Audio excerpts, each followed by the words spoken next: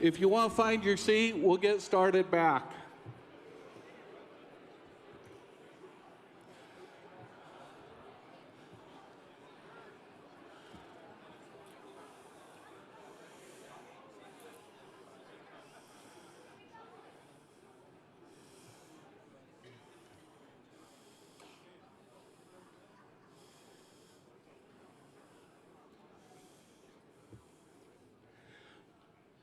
Thank you. It's truly one of my greatest honors to be able to introduce to you our keynote speaker. She grew up on the family farm and ranch in South Dakota.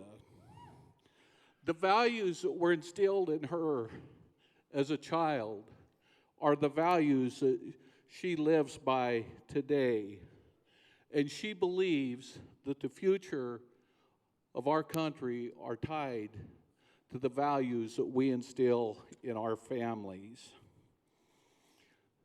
She is a wife and mother. She is dedicated to raising her children, Cassidy, Kennedy, and Booker, with her husband, Brian. She is the first female governor of the state of South Dakota.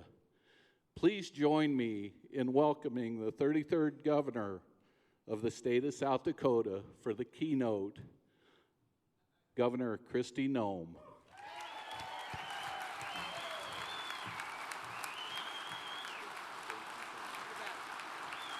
That's great. Good morning.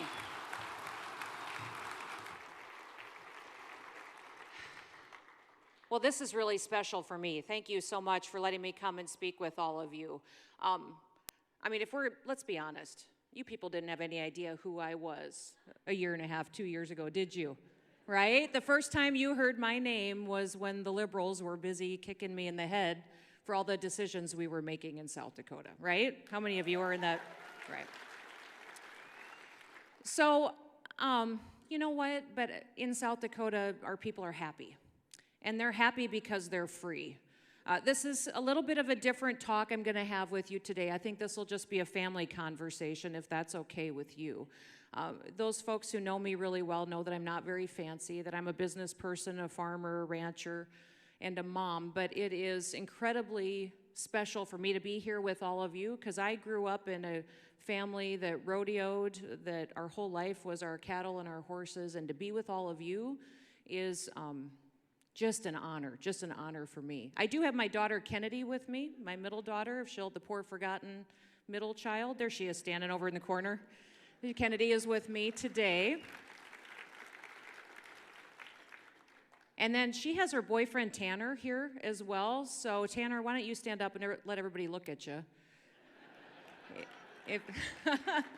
I think he's okay. But if you all want to interview him today and run some background checks on him, make sure we could put him on a bull later if we need to, make sure that he's up to snuff. But he's a good guy, and the poor kid gets tortured in our family because I do this to him quite often. But it's special to have them with us. Listen, when I ran for governor, I ran on the fact that a lot of what we see is broken in this country is because we've forgotten that the source of strength for a lot of individuals is a strong family. And I also talked a lot about the fact that I believed South Dakota could be an example to the nation. I had no idea that that was going to happen during a pandemic. And I'm going to tell you a little bit about my story and then a few thoughts that I have about this country and your role that I believe you have in it. I was raised by a dad who was a cowboy.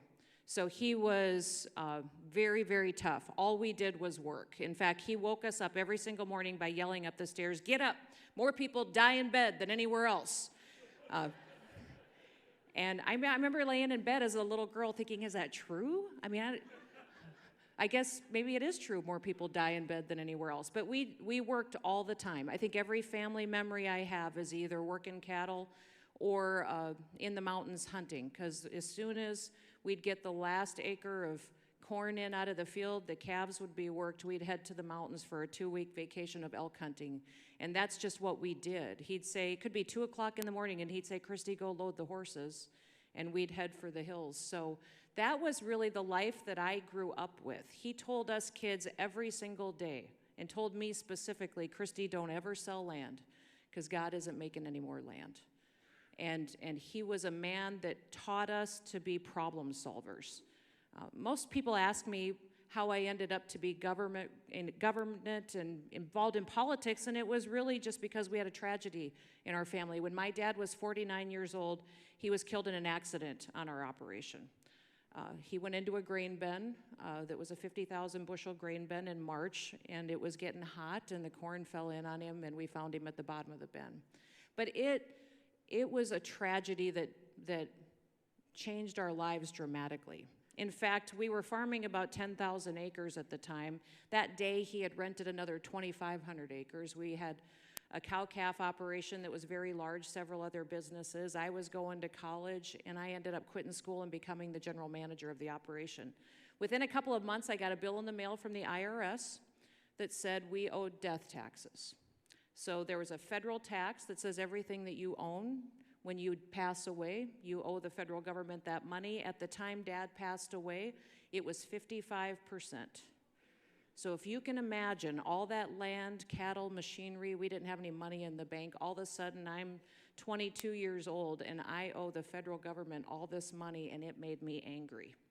So I just started showing up at meetings, just started going to discussions on policy and weighing in, and it took us 10 years to pay off those taxes. In fact, I started a hunting lodge to make more money off the land. My mom bought a restaurant because she thought that would be fun. I don't know if any of you own restaurants, but they're not very fun. A lot of work, but it did take us 10 years to pay off those taxes. But that's how I got involved in government and got involved in politics, was I realized that the world was still run by people who show up. You know, most of the people that are showing up these days aren't the right people. And the thing that amazed me in 2020 when this pandemic hit the country was how the media was using fear to control people. Even today, I wanted to say, when he was talking about OSHA, I mean, I get it, but OSHA sucks. I mean, they really do. They really do. We have completely quit using science in this country. We have quit using facts and data to make decisions, and people have lost perspective. Overwhelmingly, every day when I was studying the virus, what we thought it would do, how we thought it would impact people, I recognized that the media and the left was using it as a fear and a control mechanism to control people and promote their agenda. And they were taking away our freedoms. Because the government told people that they couldn't gather in large groups, we gave up our freedom of assembly. When the government told people they couldn't go to church, we gave up our freedom of religion. Now the government's trying to tell people what they can say and what they can't say. We're giving up our freedom of speech. What I loved about 2020 was how rodeo kept showing up, and how rodeo loved America, how you were so patriotic. You know, I spent years hauling my girls around to rodeos. We slept in the tack room of the trailer, and weekends, my husband's not a cowboy, so he, the poor guy, married me, and we just left every weekend. I'll never forget the perfect story about my husband. He is a wonderful man, but we always had a rodeo in Highmore, South Dakota on Father's Day weekend. And do you think we would ever skip it to spend Father's Day with him? No, we loaded up the horses, and me and the girls would just head to the rodeo all weekend and tell him if he wanted to come spend Father's Day with us, we'd be at Highmore. One Father's Day weekend, he did decide to drive over with Booker, who was 2 years old, I think, at the time. And by the time he got to Highmore, it was pouring rain. It was Father's Day. I mean, we were all wearing our slickers and mud boots. And he shows up. He'd driven several hours to be there. He shows up in flip-flops and shorts with a shirt that has a big yellow smiley face on it that said Mr. Happy on it. And walks into the rodeo grounds, and we're all standing there looking at him with, you know, mud and rain up to our knees, laughing at him. And he stood by that rodeo fence all day on Father's Day watching his girls compete. And from then on in South Dakota, anytime he showed up at a radio, everybody called him Mr. Happy. That was his nickname. But he's been a trooper for us. But I believe that what is such a great gift to all of us and to our kids is the sport of rodeo. The fact that you watch people support each other, help each other's kids, you train your competition, you help them get better, and then you go out there and you compete in an honest way that is an example to this entire country. And I was so proud of what rodeo did in 2020, that you just kept rolling and you kept the American flag high and you embraced it and you embraced the history of this country, and we're an example to our kids and to our grandkids. We have forgotten that we are raising the next leaders in this country. One of my favorite sayings is that a leader with no followers is just a man out for a walk. And we got a lot of leaders in this country that have followers for the wrong reason, or they're walking around thinking they're leaders and they don't have anybody following them, thinking that they're really big deals. We are crippling our children in this country. We are crippling our children by doing everything for them. And that is one of the biggest disservices that I see us doing for our country in the future, is we've got parents and grandparents running around this country thinking that they have to do everything for them and give them their kids all these privileges, when really the best thing that you can do for your kids is to give them impossible things to do. People ask me consistently what I think my parents did that was the most beneficial to me. It was what they gave us impossible things to do every single day. My dad never taught me to do anything.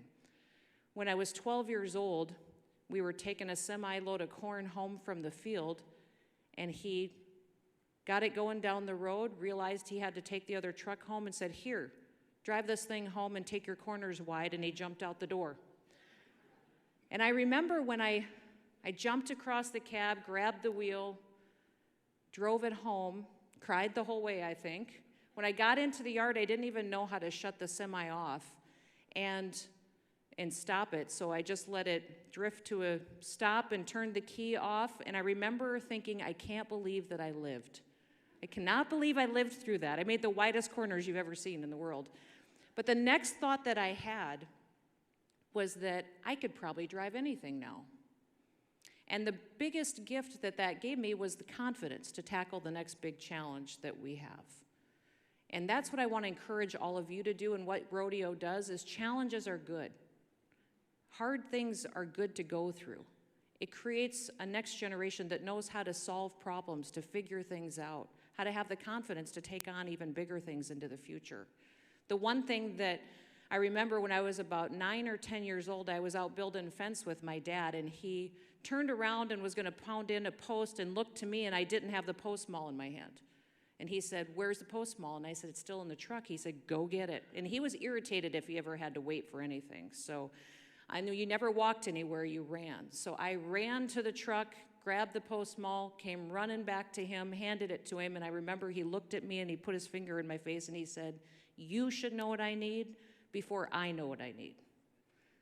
And I remember thinking, how am I going to know what he needs before he knows what he needs? But what he was doing was training us kids to be strategic thinkers, to think 3 steps ahead of him, to figure out what he would need so that he never had to wait for it to be efficient. It was one of the greatest gifts that he ever gave one of us kids, is because when I make decisions every single day in the job that I have, I don't think about what's going to happen in the next 30 seconds or what's the headline that I'm going to get that day that'll be good for me. I think about, what's this going to do 10 years from now? What's this going to do 20 years from now? And how is it going to strengthen this country or our state and make it better? Or how is it going to break the foundation that has kept this country so special for the last couple of 100 years? That's the kind of leaders that we need in this country.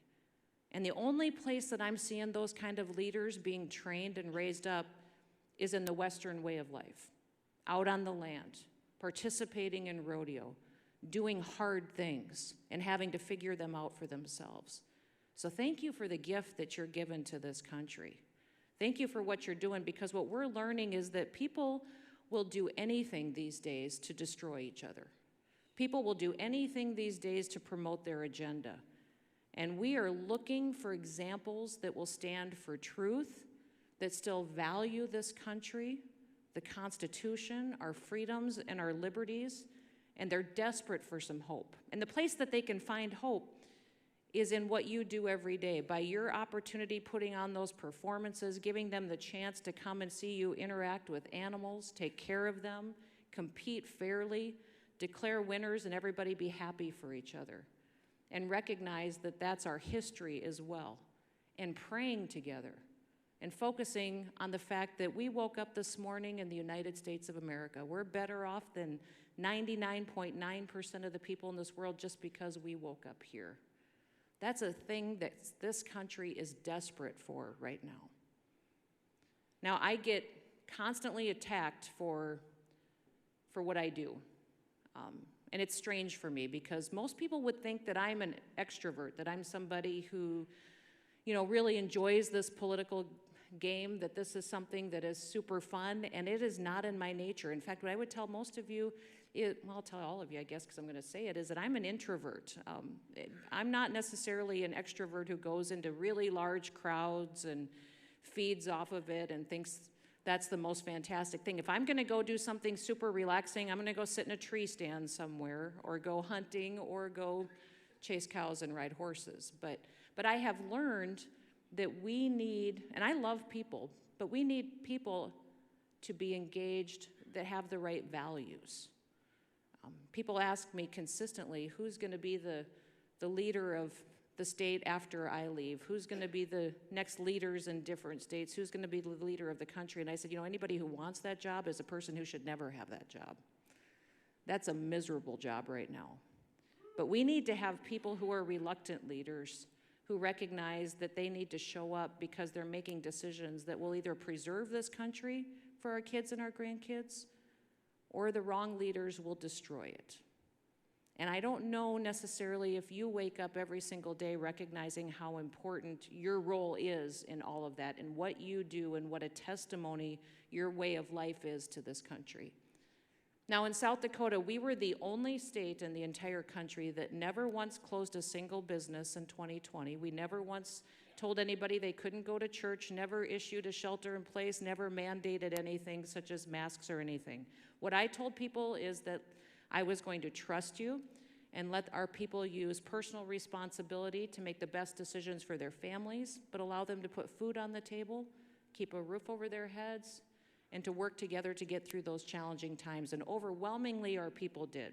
We are the state that had the least amount of jobs lost during the pandemic, least amount of hours lost by any employee in the pandemic, least amount of wages lost by any working individual in the state. In fact, in South Dakota today, I have less than 600 people in the entire state of South Dakota that are on unemployment.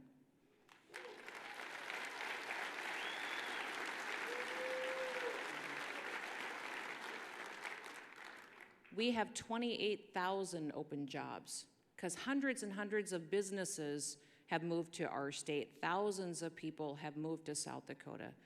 And listen, you don't move to South Dakota for our weather. You don't move to South Dakota for our beaches. They're moving to our state because they want to be like us. They want to live somewhere where the government respects them. In fact, when the violence and the riots started across the country, and we saw the police officers and law enforcement be so disrespected a year ago, I decided to do an advertising campaign specifically to law enforcement officers just for 1 week and say to them, listen, if you want to live somewhere where people respect you, if you want to live somewhere where people will wrap their arms around your family and support them, come to South Dakota. In 1 week, 900 law enforcement officers from 41 states said, I want to move to South Dakota, and they came.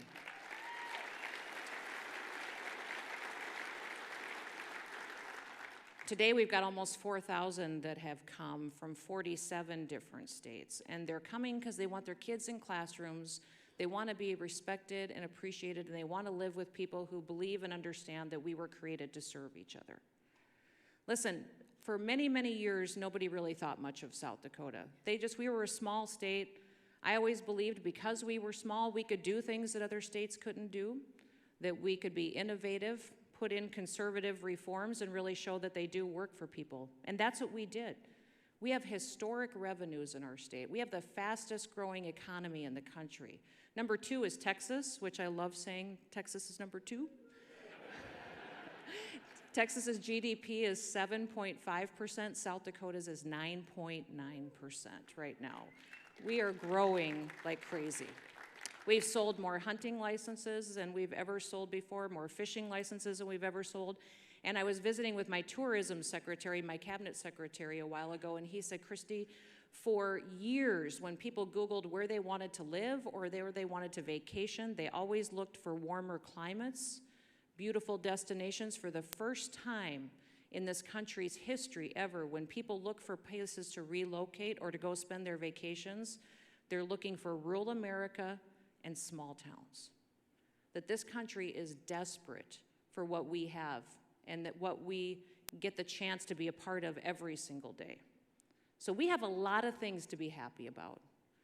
We've got a lot of things because this country's eyes are open. They're seeing the hypocrisy in our government, hypocrisy in leaders that we have, and they're looking for something different, and they're looking for a way of life that we know is the one that reaps the best benefits and rewards for our families and for our businesses and gives us the best attitude to approaching life.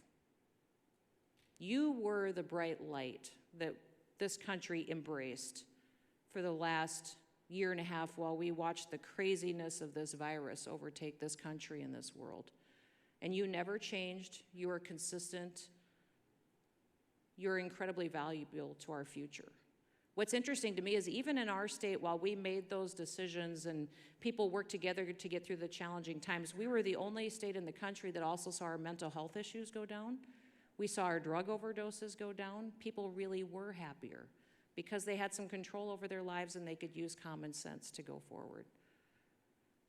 So what we did in our state said that what we've always believed, if you do it, it works. And that's one of the reasons why we see so many people passionate about making sure that they're pushing back on what we're doing or supporting it. And I need you to be all in. I need you to be all in because we've got a country here that needs the Western way of life. We need people who recognize the value of families and supporting each other. We need people who understand the value of land and keeping people out on it and what a work ethic can do for someone. We were created to serve each other. And by you doing what you do every day across this country gives people the opportunity to see it in a way that they never have when they're living in their big cities and towns and all these other states where they don't necessarily get the chance to partake in what we get the benefit to every single day. So there's 3 things I'm gonna ask you to do, if that's okay.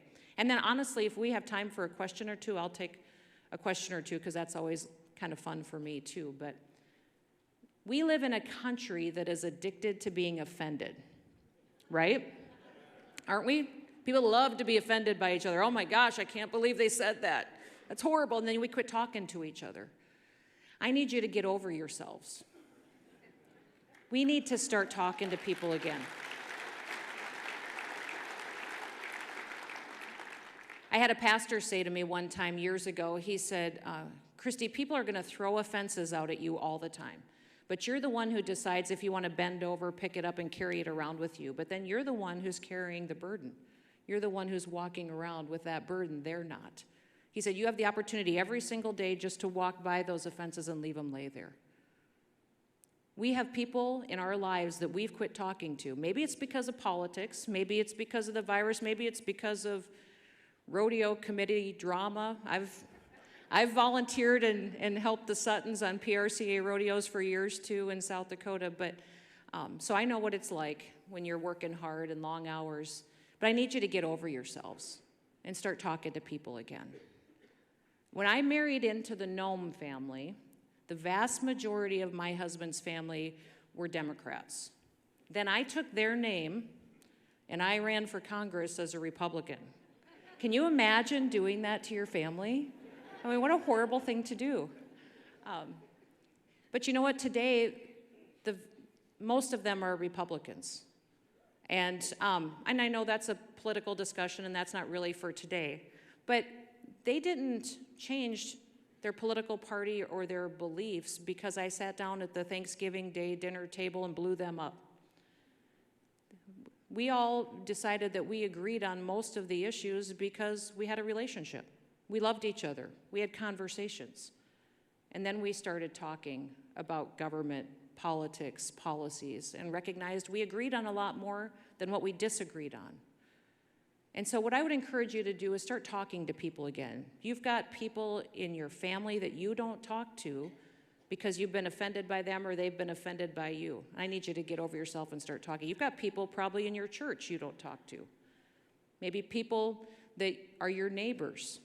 But that's the only way we're going to get this country back on track, is if we recognize the value of relationships in each other and start talking again and realize that we do agree on a lot of things. We're going to disagree on a few, and you got to stand for truth and you got to argue on it too. You got to make sure that you're bold in what you believe, but don't let it destroy your relationships. The second thing I need you to do is to say yes. A lot of you people in this room get asked to do things you don't want to do. I need you to start saying yes to those things. I need you to start showing up to meetings that you're not really that interested in. When people ask you to go do things, instead of saying, no, I'm too busy, no, I don't have time for that, I need you to say, why wouldn't I do that? Go to that meeting. You might realize that we need you on that school board. We need you on that city council, that mayor. We need you in the legislature. We might need you to be the next governor of your state. We might need you to be president of the United States. But there's nobody out there that's better than you. And so I need you to start saying yes instead of saying you're too busy.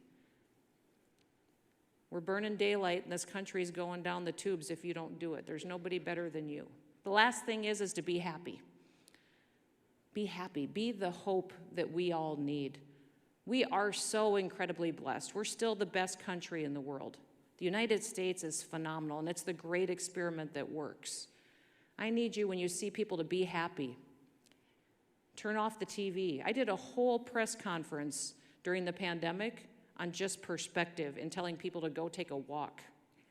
Turn the news off. I haven't watched the news for probably a year and a half, 2 years.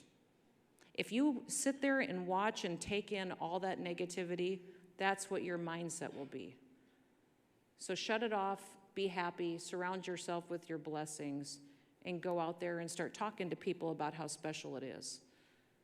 But for me, the special part of this country and what we saw was a return to our foundation. While we saw all the brokenness, the division, people arguing, what has been so special to me is how this country is coming back to its foundation of being tied to the land, recognizing the outdoor way of life, the Western way of life. And the sports that gained the most traction in the last 2 years was rodeo and NASCAR too. The only two sports that really proved that they loved America, they were still patriotic, and that they appreciated this country and everything it's given us. So you have an amazing opportunity here to continue your testimony, to recruit more and more fans and supporters, and it's not just about supporting a sport. You're putting on your committee, putting on your rodeo is not just about your rodeo. It is fundamentally about changing and resetting the mind of America. And it's not something that you do for fun or to fill your time or to be a part of a group. It is something that this country is desperate for and that we need you to do. So from the bottom of my heart, I want to thank you for what you've meant to me and my family. Last year I had the chance to carry the flag at the NFR, and I'm sitting behind the chutes with these cowboys and cowgirls thinking that for every single year my whole family's life revolved around watching the NFR and going to it, and then having the honor to actually be there and be in the same rodeo arena with all of you and with these athletes and these animals was such a gift to me that you've already blessed me more than I'll ever be able to do for you. But just don't ever forget about how incredibly important you are to this country. And don't ever get discouraged in the work that you have, because your work is important, and it's what we're all about. So thank you for letting me come and be with you. Does anybody have a question or two before I gotta leave, or something you want to tell me? Words of wisdom, advice, accusations? Yes, ma'am. Oh gosh, that's the worst question to know. Different questions. No, you know, I'm so happy in South Dakota. I'm running for re-election of governor. I hope South Dakota will keep me. Maybe if you know anybody who lives there, ask them if they'll keep me. Yes. Yeah, he's asking about women's sports and the NCAA women's sports issue. So this is something that, Years ago when I was in Congress, they tried to do this to rodeo. Do you all remember that?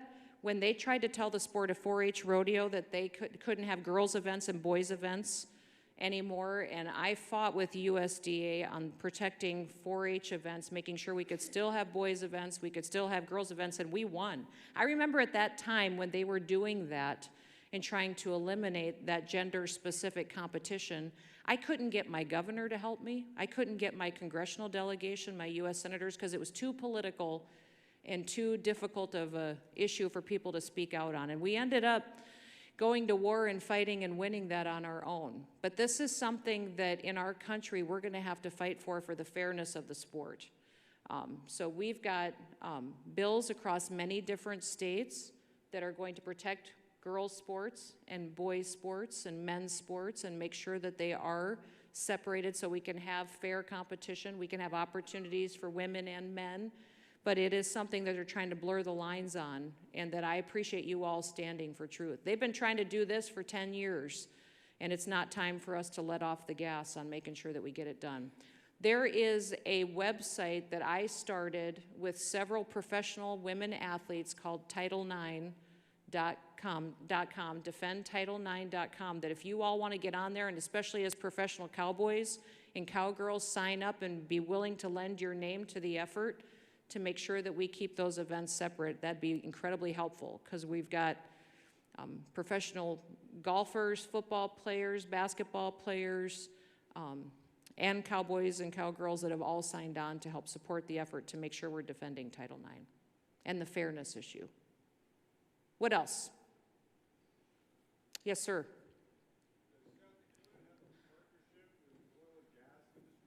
No, he's asking if South Dakota has a partnership with the oil and gas industry. We don't have any oil and gas in South Dakota. We got a few rigs. North Dakota got all the oil. We got Mount Rushmore. So we're okay with that. We're okay with that. We got Mount Rushmore. Agriculture is our #1 industry. Tourism is #2. And we set records last year for tourism. I think we were 16% above our highest visitation level ever. This year we're another 23% above that. It is amazing to me the amount of people that are coming to South Dakota, and I think they're coming because they want to experience just a little bit of freedom. I mean, these governors like in Michigan and New York, I mean, they are a mess. I don't know how those people are, anybody in here from Michigan? I mean, that was Michigan, Wisconsin, it's California, yeah. California, I'm worried about is a lost cause, but it's, it is a challenge. I don't know how you guys do it. It's just miserable. I went to, I think everybody knows that I'm pretty good friends with our former president, President Trump, and I went to 17 states campaigning for him because I didn't want to have to wake up the day after the election and realize that I didn't do enough. That I didn't do enough to make sure that we had a guy that, sure, he says some crazy stuff and some stuff I don't like either, but he made the right decisions. He had the right policies that worked for our families. But I didn't want to wake up and wish I would have done more. But I went to so many different states for him, and I think the most miserable people that I ever met were people in California and Michigan. I mean, they lost their businesses that had been in their families for generations. They couldn't get their kids' education. They couldn't even decide what they wanted to do that day because they were locked in their homes, and that's not American. It's not American, and it's not this country. So, boy, don't quit on pushing back on people that try to do that. Yes?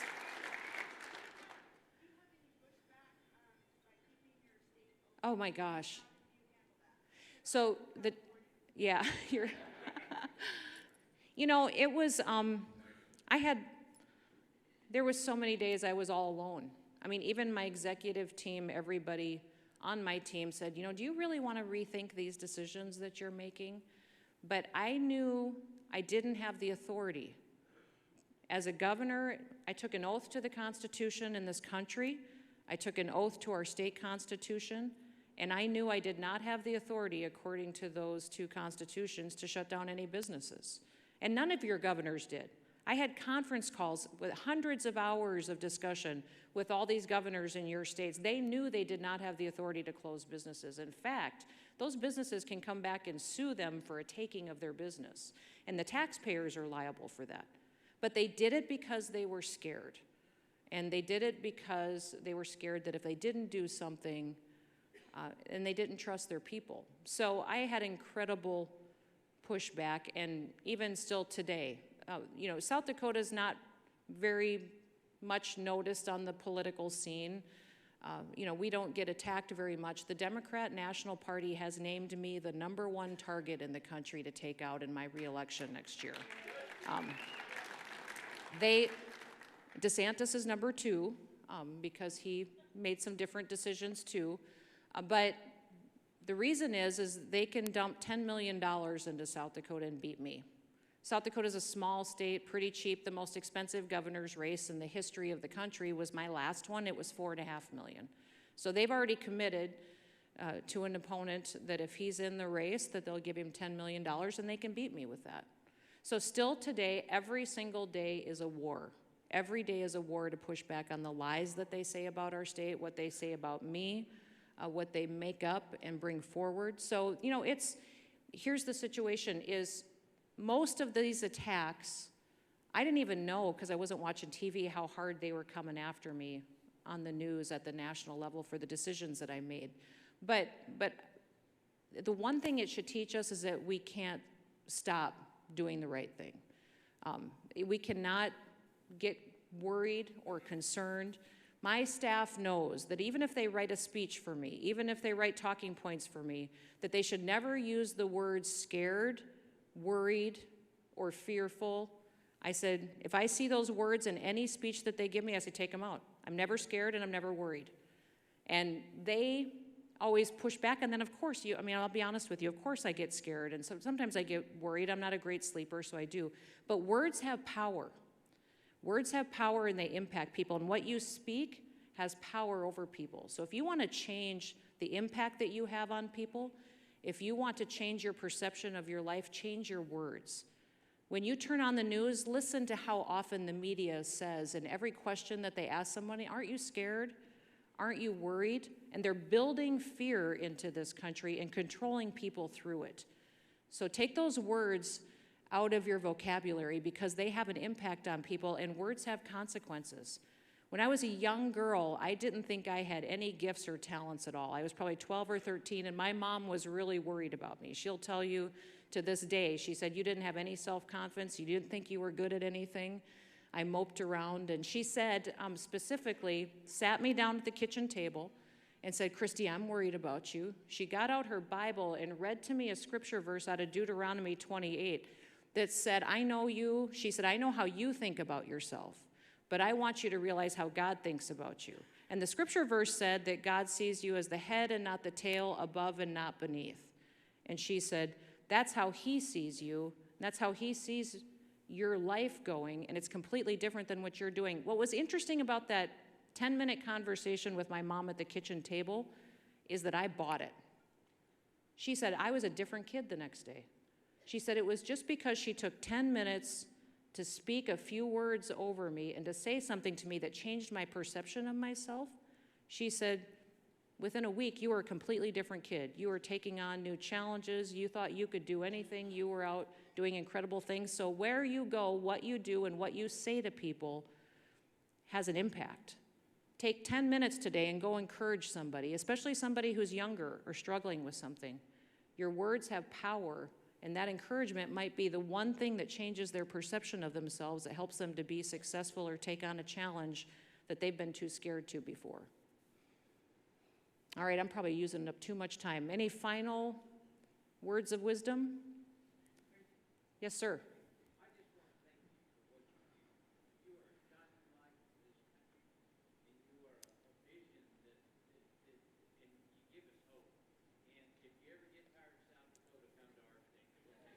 All right. Well, I'm going to take you home with me. So, all right? Thank you, everybody. Thank you for letting me be with you. Have a great rodeo. Appreciate all your work.